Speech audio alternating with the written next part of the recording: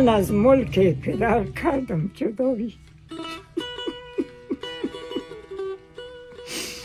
گرفتم با غریبان آشنایی، غریبان حالت خوبی ندارند، اول مهر است و آخر بی‌وفایی. اگر شیر و شکر غربت بنوشم، به مانند گدایی وطن نیست. احسن. اگر داد دلم با کوه بگویم،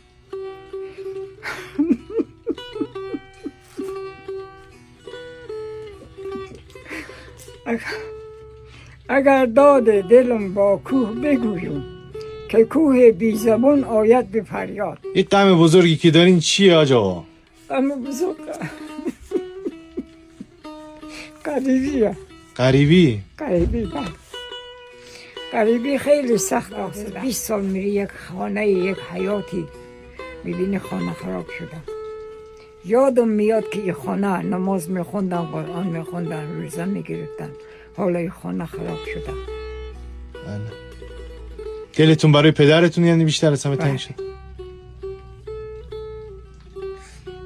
یعنی پس این دلتنگی ها ادامه داره هنوز؟ بله. تموم نمیشه؟ نه.